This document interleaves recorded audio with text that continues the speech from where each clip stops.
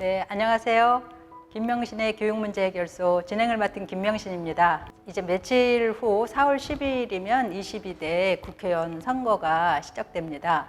그런데 지난 4월 5일 날 이번에 발표된 총선 공약에 대해서 분석하고 보도자료를 낸 단체가 있어서 관계자를 오늘 모셨습니다. 행동하는 교육광장의 정책위원이신 한만중 위원님이십니다. 안녕하세요. 예, 반갑습니다. 네, 자기소개도 해주시고 단체 소개도 부탁드립니다. 예, 저도 모처럼 이런 데 나와서 교육정책을 소개해드리는 기회를 주셔서 감사하고요. 저는 그동안 주로 이제 교육운동을 해오다가 서울시 교육청에 가서 이제 정책기획관 역할도 하면서 교육정책에 많은 이제 관심을 가져왔고요.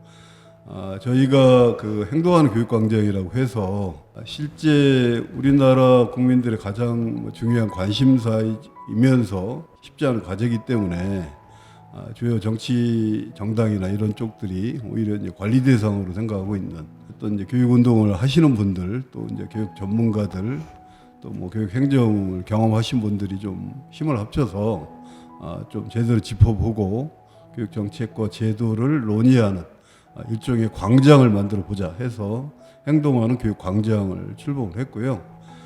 그 행동하는 교육 광장의 어떤 이번 총선의 중요성을 감안했을 때 특히 이제 교육 부분이 그만큼 그 비중만큼 사실 제대로 다뤄지지 않고 있기 때문에 저희가 어쨌든 254개 전 선거구의 후보들의 공약을 좀 살펴보고 전수조사를 통해 분석한 그 결과를 발표를 한 겁니다. 네. 아주 방대한 작업이 되셨을 것 같아요. 네. 전국에 254개의 그 지역구 선거를 해야 되고 각각 이제 여러분들께서도 다 받으셨겠지만 이렇게 이제 선거 공보를 다 받으셨잖아요. 예, 그래서 이제 이거를 다 꼼꼼히 이미 또 살펴보신 분들도 있으실 텐데요. 예, 한번 그러면은 행동하는 교육광장이 어떤 기준에 의해서 선거 특히 교육 공약을 살펴보았는지 우선 기준에 대해서 말씀해 주시기 바랍니다. 예, 저희가 이 보도자료에서도 2024년 총선 교육 공약 평가 7대 기준에서 이렇게 발표를 했는데요.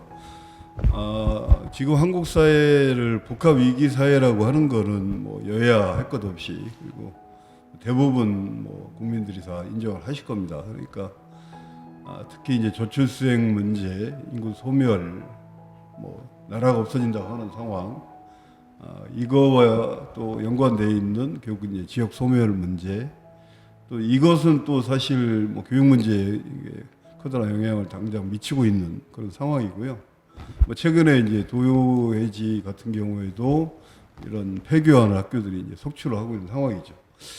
그리고 작년 재작년 하면서 저희가 이 기후 위기가 얼마나 심각한가를 잘 지켜봤고요. 이거 역시 이제 교육 문제랑 별개로 취급될 수 있는 문제가 아니기 때문에 특히 이제 미래 세대 아이들에게 이런 생태와 관련된 생태 전환 교육을 어떻게 하고 있느냐 하는 문제가 중요하고, 최근에 윤석열 대통령께서도 이제 그런 과잉 경쟁이 지나친 과잉 경쟁이 한국 사회를 어렵게 하는 저출생의 원인 중에 하나다. 이런 이야기를 하신 적도 있거든요. 그래서 사실 이 경쟁 교육이 너무 이제 심각하기 때문에 이거와 연동돼 있는 사교육비 문제가 또 이제 한국 사회에 되게 이제 중요한 교육의 난제죠. 그래서 이 문제를 해결하는 데 있어서 각 정당은 어떤 생각을 가지고 있느냐 하는 문제. 그리고 대개 어떤 정책을 발표하면 총선 시기에는 여러 단체들이 자기 주장과 요구를 정당에 제출하고 정당은 그걸 대변하는 건 당연한데 이게 서로 상호 모순되는 경우가 있을 수 있거든요.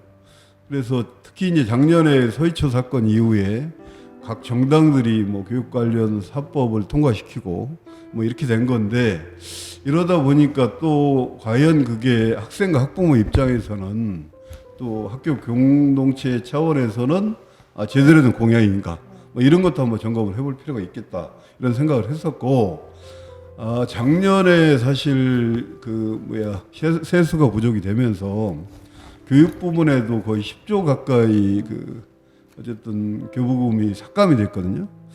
그런데 이제 이따가 좀 더 말씀을 드리겠지만 각 정당이 제출한 공약들은 뭐 거의 뭐 수조 원에 달하는 그 새로운 재원이 필요한 공약들이 꽤 많이 있습니다. 그런 상태에서 대부분의 재정을 지방교육 재정 교부금에 의존하려고 하는데 이게 과연 그런 현실성이 있겠느냐. 그래서 그런 복합 위기 사회에 맞는 교육 문제이면서 또 사회적 과제를 제대로 또 올바른 방향으로 다루고 있느냐. 그리고 이런 정책의 실효성을 담보할 만한 예산의 근거를 가지고 있느냐. 이런 것이 저희의 주요 관심사였습니다. 네. 그렇게 이제 한국 사회가 어디로 갈 것인가에 대한 그 어떤 그거의 비전을 바탕으로 해서 이제 교육의 역할, 그래서 이제 그 공약을 보는 7가지 기준에 대해서 이렇게 말씀을 해주셨는데요. 그래도 막상 이제 유권자들이 이렇게 저기 선거 공보를 받아보면은 나는 이 지역에 뭐 지난 4년 동안 아니면 8년 동안 이러이러한 역할을 했다. 그래서 그거 보면은 보통 이제 노후 교육 환경 개선 사업을 했다라든가 또 과밀학급 해소를 위해서 뭐 학교를 신설했다든가 또 그리고 앞으로도 또 뭐 학교 강당을 지어주겠다라든가 이렇게 노후 시설 개선과 관련된 사업이 많은 것 같아요. 이제 경우에 따라서는 또 뭐 아침 급식을 무상화하겠다 뭐 이런 공약도 있고 좀 큰 단위로 가는 경우도 있지만 이게 좀 국회에서 할 만한 일인가? 이 정도면은 교육감이랑 시장, 시도교육위원들이 할 수 있는 거 아닌가? 이제 그런 생각도 사실 들어가지고 우리 이제 위원님이 말씀하신 거를 기준으로 보다 보면은 그런 게 참 부재하다. 이제 이런 이제 소감이 드는 게 실상인 것 같습니다. 예. 그러면은 이번에 그런 각 당의 그런 그 특별한 교육 공약을 좀 소개해 주실 수 있을까요?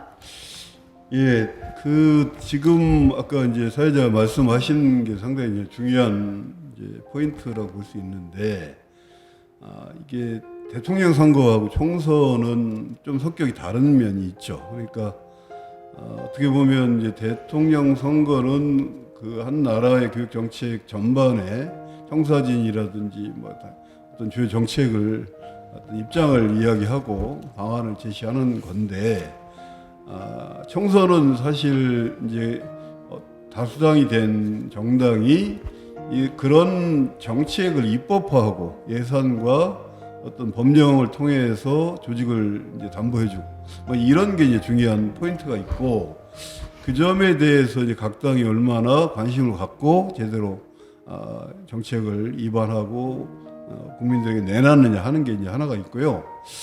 뭐 대개 지역구의 후보들은 이번 선거 같은 경우는 뭐 지난번 선거에 비해서 경쟁률이 그렇게 높지는 않았습니다. 2.7대 1 정도로 나왔고, 그러다 보니까 이른바 이제 거대 양당이 이제 중요한 역할을 하고 있고, 뭐 제3세력들이 일부 이제 후보를 낸 정도이죠.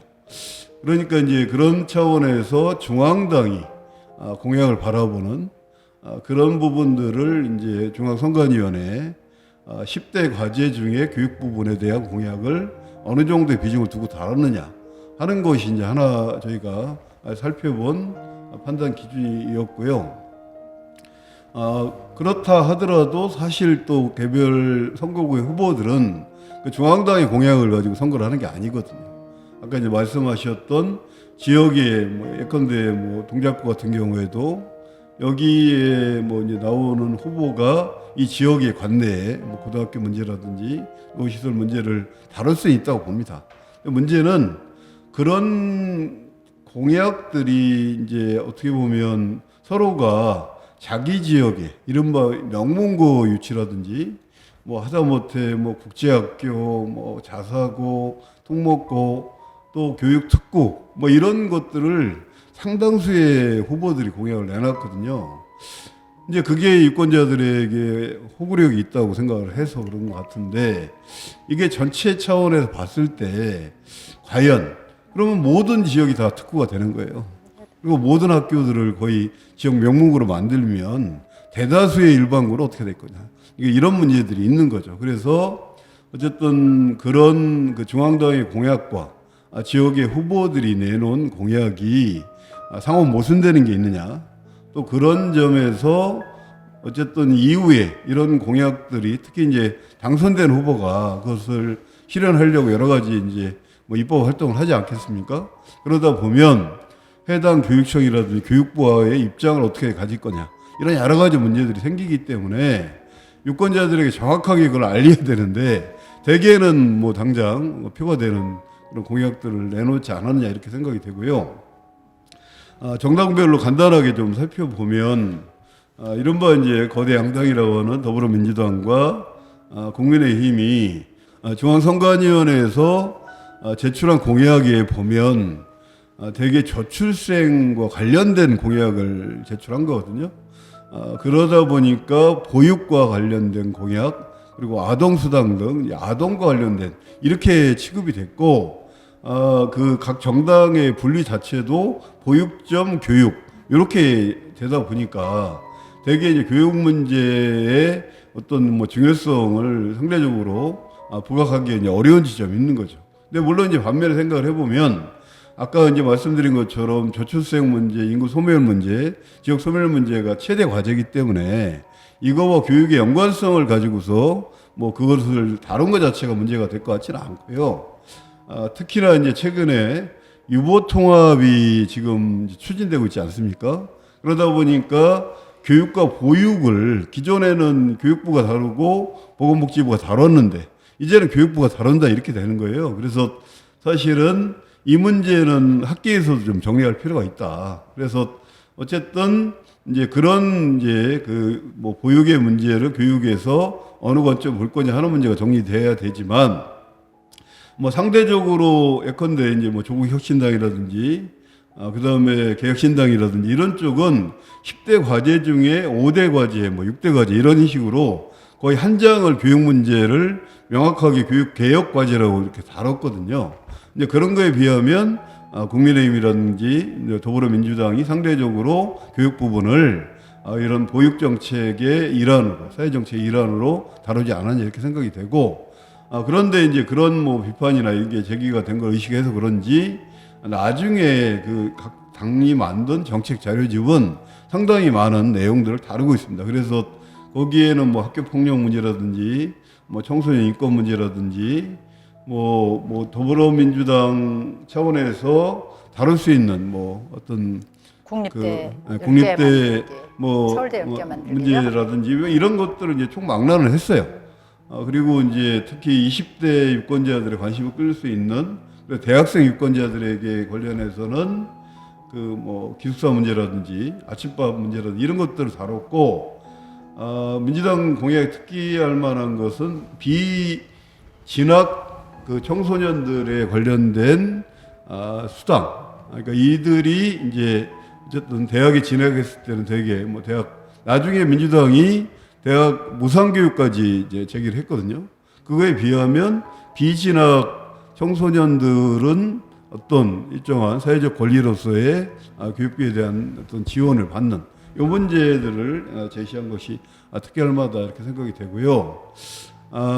그 국민의힘 역시 실제 이제 처음에 발표한 내용으로 봤을 때는 이 아동수당 특히 이제 그 부분 관련해서 민주당과 약간 차이를 보이는 것은 이 돌봄과 관련된 그 늘봄학교 그리고 유보통합 이런 것을 지금 윤석열 정부가 추진하고 있지 않습니까? 그러다 보니까 집권 여당으로서 그런 윤석열 정부의 교육 정책을 뒷받침하는 그런 차원에서 보면 글로컬 대학이라든지 그리고 이제 교육 특구라든지 뭐 이런 것들이 중앙당의 공약으로 나와 있고 각 지역의 후보들이 상당수가 그것을 이제 받아서 공약으로 배정을 하고 있습니다.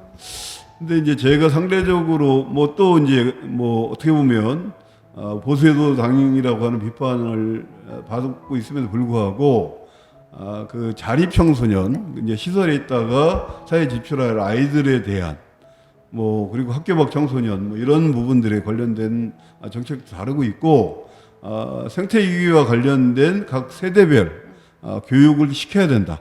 교육이 필요하다. 이것도 이제 공약집에 다루고 있거든요. 그래서 그런 부분에서는 어쨌든 뭐 이후에 집권 여당으로서 이걸 의지를 가지고 한다는 것은 상당히 좀 의미가 있다 이렇게 생각을 했던 거고요. 반면에 그 실제 그 교육특구와 연동돼 있는 뭐 지역의 명문고라든지 자사고 뭐 이런 것들을 뭐 민주당도 일부 이제 뭐 계속 이제 제출하고 있지만 특히 이제 국민의힘 후보들이 상당 부분 많이 제출하고 있고 특히 이제 제가 우려했던 것은 이제 물론 이제 유권자들이 갖고 있는 사교육에 대한 부담을 덜어주겠다는 취지겠지만 뭐 세종에 나오신 후보 같은 경우에는 어떤 일종의 공립학원을 세종에다 설립을 하겠다. 그리고 농어촌 지역에 있는 후보들도 소위 이제 그 강남에 있는 학원들 이런 쪽을 뭐 어쨌든 유치하겠다 이런 공약들이 있거든요. 그러니까 그래도 국민의 세금을 가지고 운영을 해야 돼 교육 정책에 관련된 공약을 사교육 쪽에 지원하려고 하는 이런 것까지 나간 것은 좀 적절하지 않아 보였던 지점이 있는 거고요.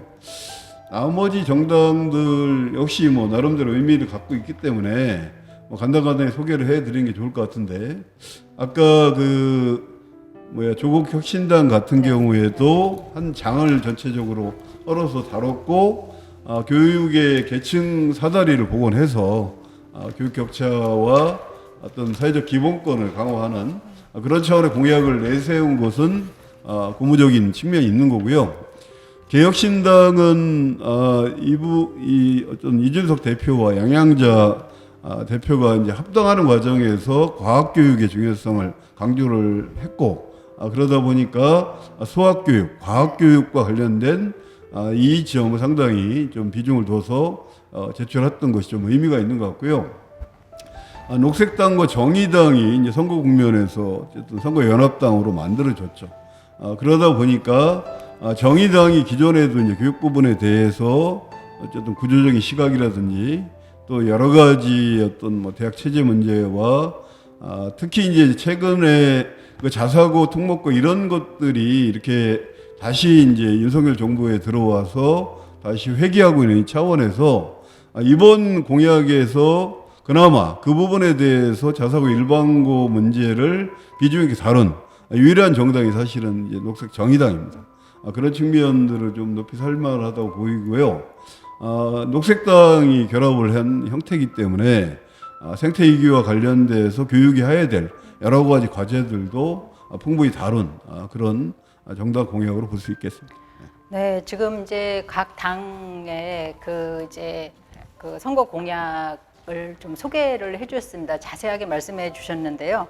사실 이제 이번에 그 정권 심판론에 기대서 대부분의 이제 공약이 거의 이제 크게 주목받지 못하고 정권 심판이냐 아니냐 이제 이런 쪽으로 가지만 그래도 이제 공약은 또 유권자와의 약속이기 때문에 상당 부분 이제 지역에서는 절박한 문제로 이제 교육 공약을 냈다. 그런데 이제 그 중에서 좀 뭐라 그럴까요? 아직 그런데 좀 재탕 삼탕 나오는 공약들이 늘 많은 것 같아요. 그러니까 뭐 원칙적으로는 옳은데 그게 막상 실현의 그런 로드맵이 아주 부족한 경우도 많고 또 그 전체 그 당의 강령이라든가 당의 철학과 좀 약간 어긋나는 경우도 많고 좀 그런 상황인 것 같습니다. 그럼에도 이제 불구하고 특히 이제 또 저출산 문제와 관련해서는 교육 문제를 이제 아동이랑 좀 엮어가지고 돌봄 공약이랑 이제 엮어가지고 이제 그렇게 하는데 뭐 또 이제 유권자들이 이런 말도 하잖아요. 이미 낳아놓은 애도 못 키우면서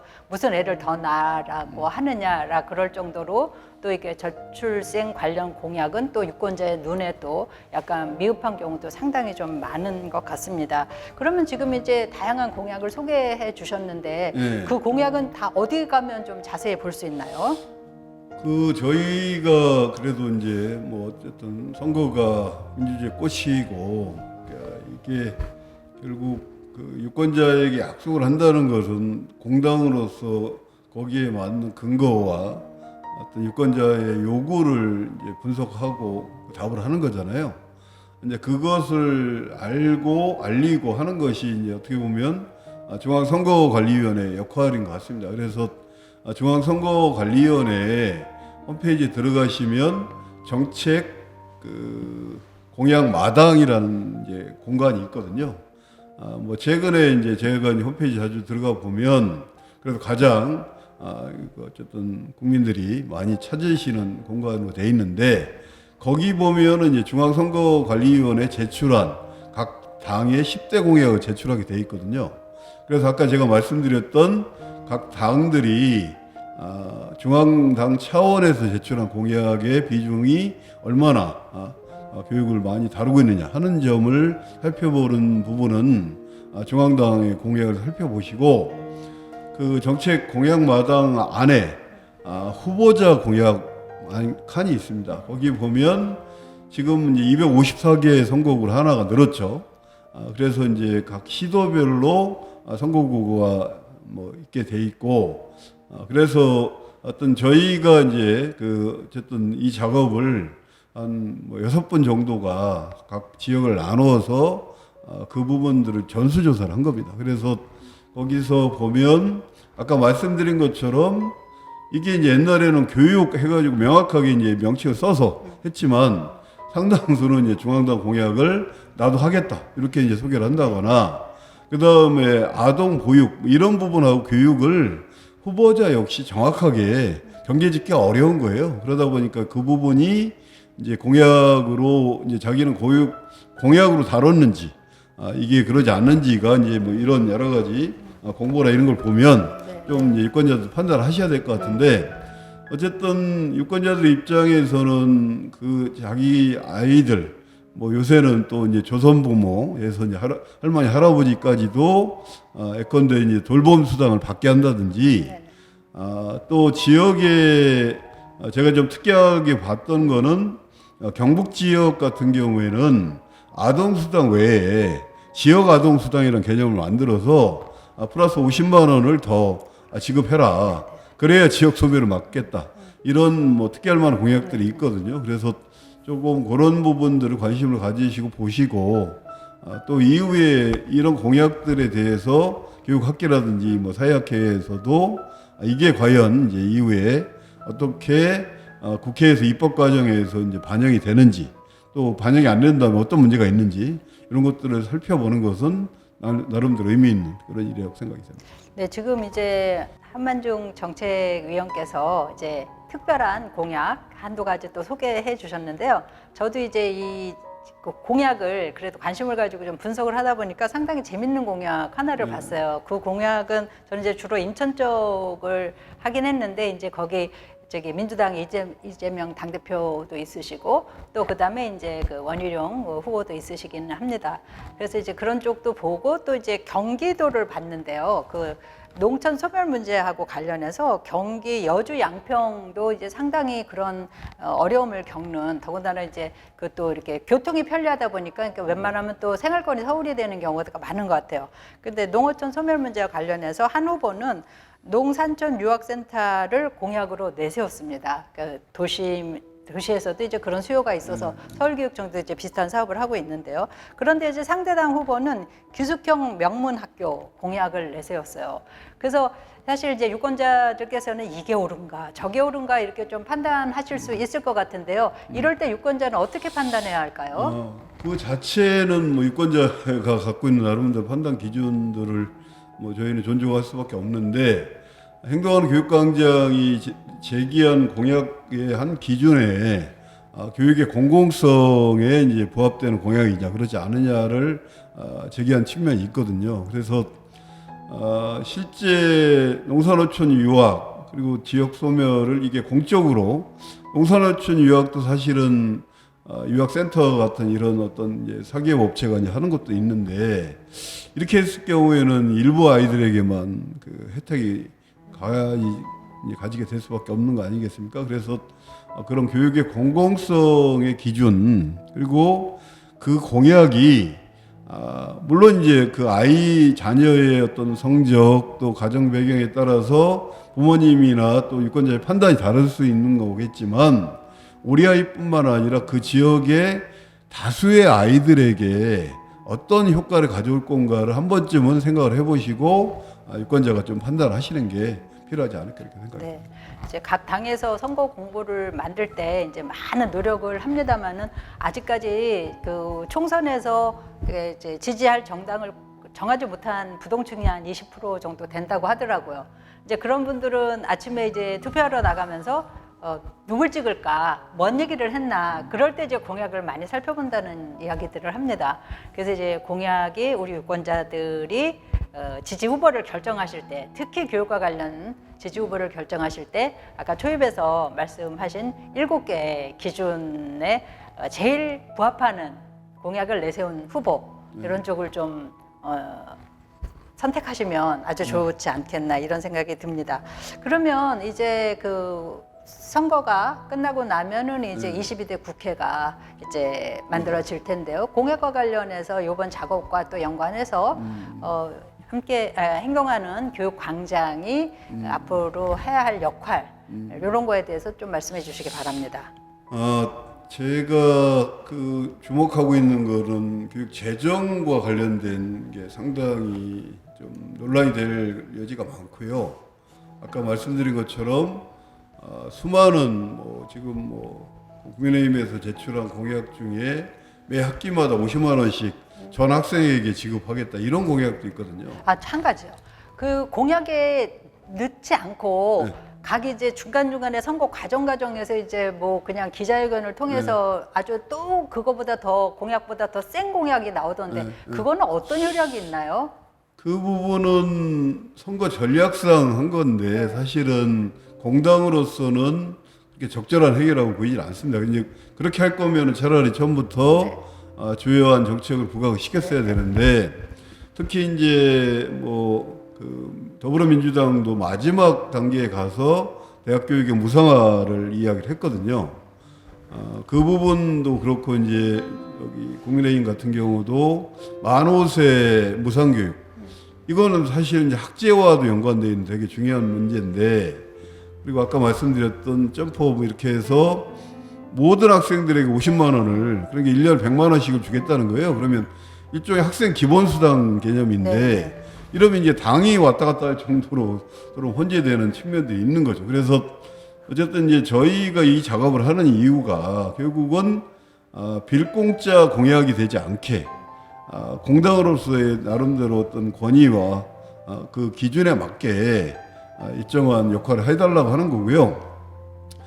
그래서 이제 그 기존에 해왔던 거는 주로 어떻게 보면 이제 중앙당이 그런 상호 모순되는 공약을 발표한다거나 어떤 구체성이 떨어지는 걸 이제 지적하고 비판하는 이런 활동을 해온 건데 또 하나 주목을 해야 될 게 지역 같은 경우에는 더불어민주당이나 국민의힘 할 것 없이 지금 서울 지역의 유권자들만 해도 여의도 쪽에 국제학교를 세우겠다는 공약이 후보 간의 차이가 없거든요. 네.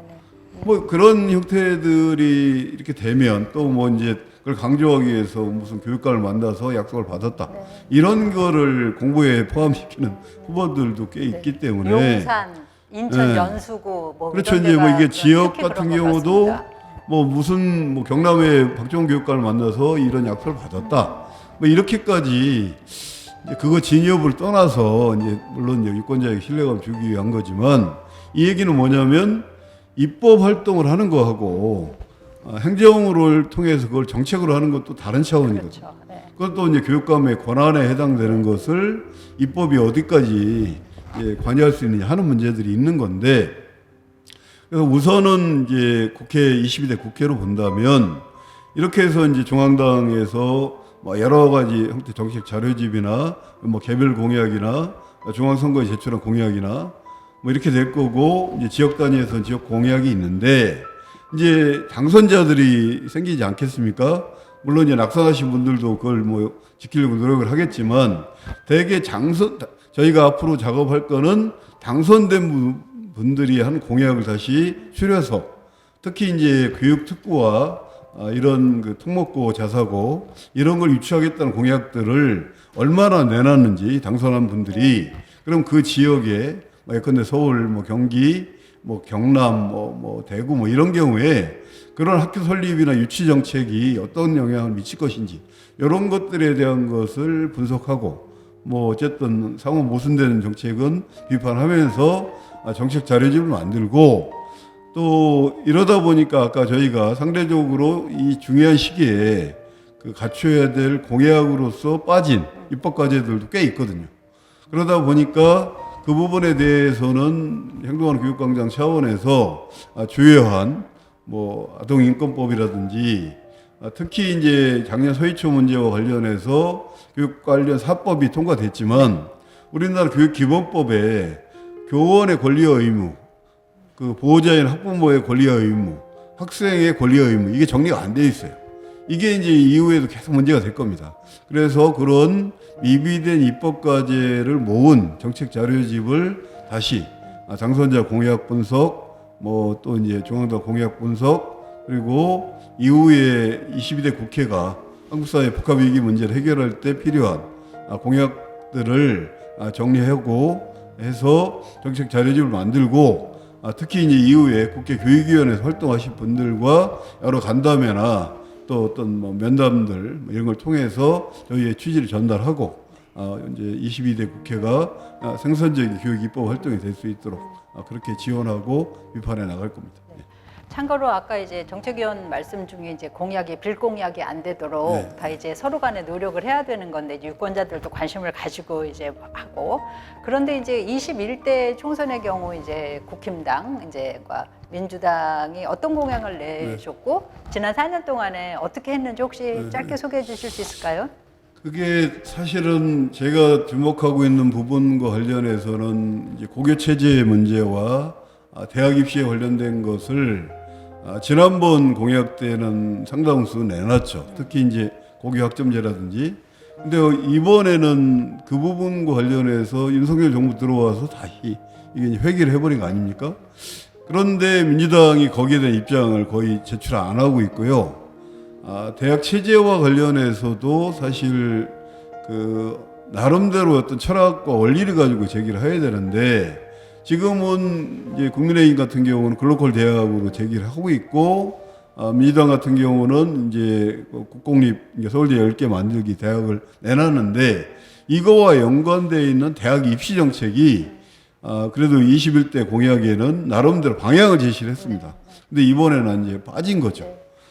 그리고 제일 우려되는 거는 그러면 이런 여러 가지 부분들 관련돼서 재정을 어떻게 할 거냐. 이것을 뭐 교부금을 늘린다든지 교육 재정을 뭐 그러면 다른 사회적인 여러 가지 요구들이 있으니 교육 재정을 줄여서 과감을 하겠다고 정직하게 이야기를 하든지 이런 것들이 아예 빠졌어요. 근데 21대 국회에서는 그래도 교육 재정을 확충하겠다는 공약들이 있었는데 22대 국회와 관련해서는 수많은 뭐 거의 뭐 수십조에 달하는 교육 관련 공약을 내렸음에도 불구하고 지방교육 재정 교부금을 통해서 하겠다라고 하는 수준 정도 외에는 공약이 없는 부분들이 상당히 아쉽고 이후에도 많은 논란이 될 거가 예상이 되기 때문에 우려하고 있는 그런 지점입니다. 뭐 각 가정에서도 살림살이를 하려면 뭐 우리 가정이 가야 할 방향과 세부 내용과 예산과 방법을 어떻게 할 것이냐. 근데 사실 뭐 국가 정책도 크게 다를 것 같지는 않아요. 그런데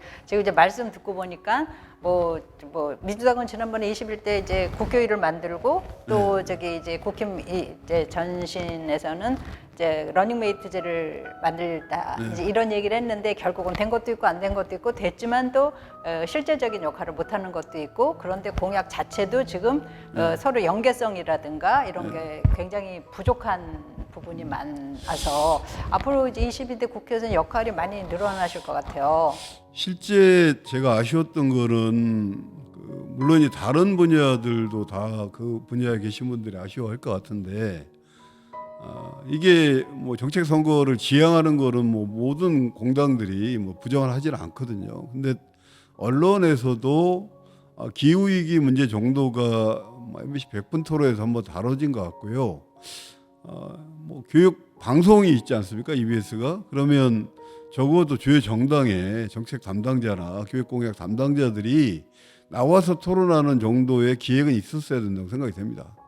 그리고 지역의 그 후보들이 물론 이제 지역 단위의 방송에서는 일부 다루긴 했을 것 같은데 지금 뭐 저희가 이렇게 그런 후보들이 약속한 이런 공보 이거를 발췌해서 정리해서 알려드려야만 이것이 이제 그 유권자들에게 알려지는 이건 적절하지가 않죠. 그러니까 교육뿐만 아니라 다른 분야들도 좀 더 그런 기회들이 공적으로 체계적으로 제공이 돼서 유권자가 좀 더 합리적인 판단을 하실 수 있게 하는 그런 정책 선거가 돼야만이 한국 사회가 좀 더 집단적인 지성을 통해서 이 복합 사회 위기를 해결하는데 총선이 기여하지 않을까 그렇게 생각이 됩니다. 관련해서 이제 상당히 이제 뭐 나이도 많이 젊어졌고 또 이제 여러 그 각 분야의 이제 그런 분들이 이제 인재 영입이라는 케이스로 이제 됐는데 요번에 이제 21대 국회보다 또 다르게 이제 국회 교육상임위원회에서 활동하시던 여러 위원들께서 이제 이번에 본선에 나오지 못하고 또 비례대표를 이제 22대 때 영입하는 케이스들도 있는데요. 그런 부분은 어떤지 좀 말씀해 주실 수 있을까요?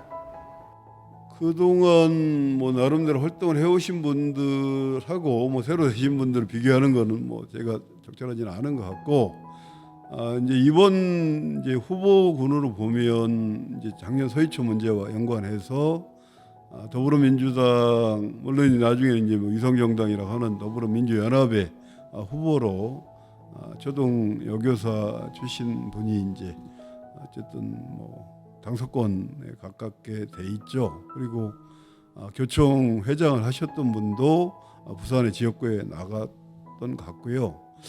최근에 이제 뭐 조국 혁신당이 나름대로 이제 유권자들이 호응을 받고 있기 때문에 거기에도 교육 관련 분들이 뭐 나름대로 이제 비례대표로 이제 들어가 있어서 이분들이 좀 더 이제 역할을 하셔야 되는, 당선이 된다면 하셔야 되는 게 필요할 것 같고, 그래서 더더욱 이제 그러다 이제 기존에 그래도 뭐 3선 4선 하면서 교육 부분을 꾸준히 교육이 활동을 해왔던 분들은 대개 공천 과정에서 이제 공천을 못 받으셨거든요.